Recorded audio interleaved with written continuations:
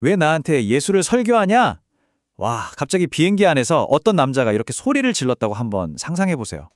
오늘 우리가 들여다볼 이야기에서 가장 긴장감 넘치는 순간 중 하나인데요. 바로 이 한마디로 시작해 볼까 합니다.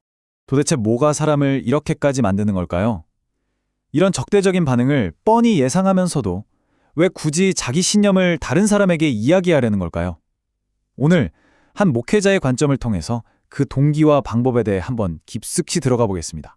자, 바로 뛰어들어 보죠. 오늘 이야기의 핵심은 이겁니다. 어떤 사람들한테 선교라는 건요, 무슨 짧게 어디 다녀오는 이벤트 같은 게 아니에요.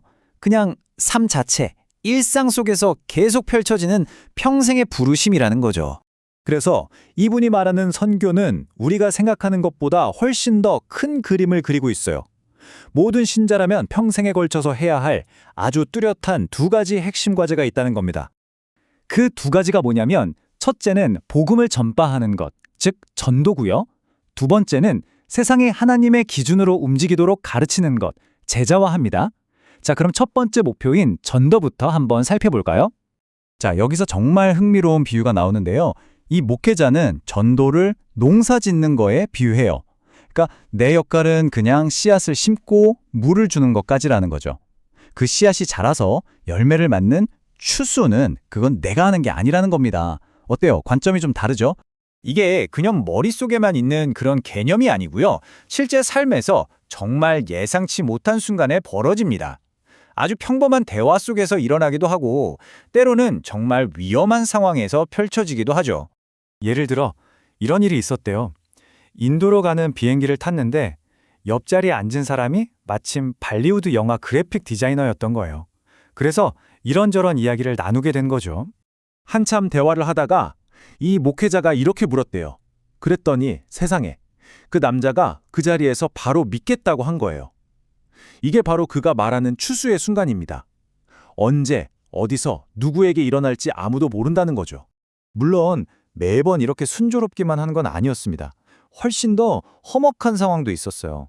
한 번은 길거리에서 막 이야기를 하고 있는데 갑자기 적대적인 무장단체 사람들이 자기를 뺑 둘러싸더래요. 근데 이 사람들이 그냥 동네 깡패 수준이 아니었어요.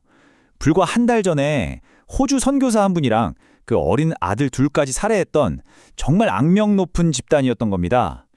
분위기가 정말 살벌했겠죠? 진짜 금방이라도 달려들어서 자기를 때릴 것 같은 그 사람들 앞에서 이 목회자가 아주 뜻밖의 질문을 던졌어요. 잠깐만요.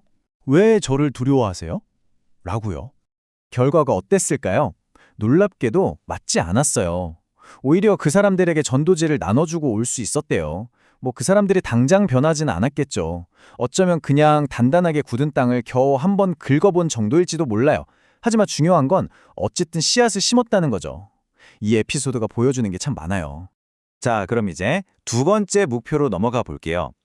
이건 한 사람 한 사람의 마음을 바꾸는 걸 넘어서 아예 사회 전체의 토양, 그러니까 그 사회의 기본적인 가치관을 바꾸는 이야기입니다. 이게 무슨 뜻이냐면 한 나라가 옳고 그름을 판단하는 기준 자체를 바꾸자는 거예요. 이건 그냥 규칙 몇 개 바꾸는 수준이 아니라 사회 전체를 돌리는 운영체제, 즉 OS를 통째로 바꾸려는 시도나 마찬가지인 거죠.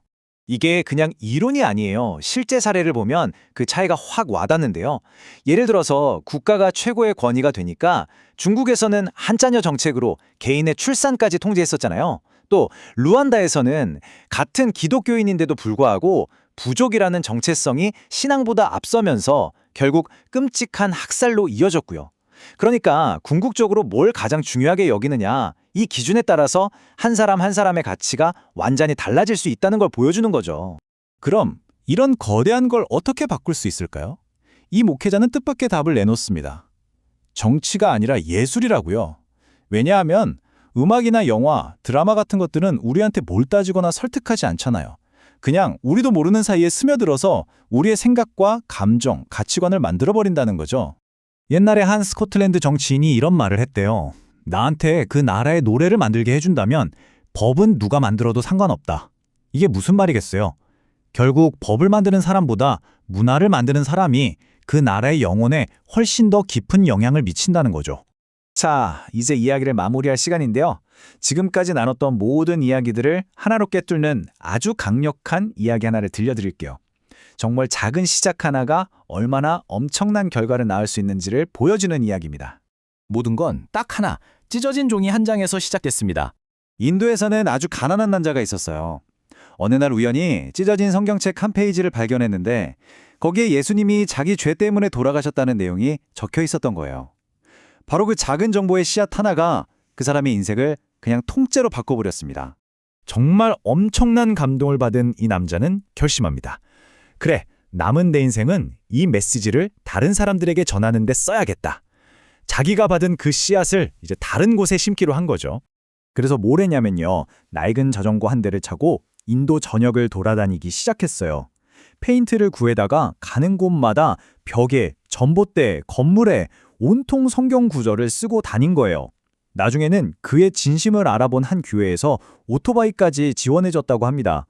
찢어진 종이 한 장이 전국적인 운동으로 번진 거죠. 이게 바로 작은 씨앗 하나가 만들어낸 상상도 못할 거대한 추수 아니겠어요?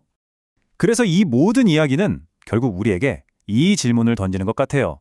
우리가 무심코 던지는 한마디 말, 작은 생각 하나, 그 한 알의 씨앗이 과연 어디까지 자라날 수 있을까요? 그 잠재력은 대체 어디까지일까요?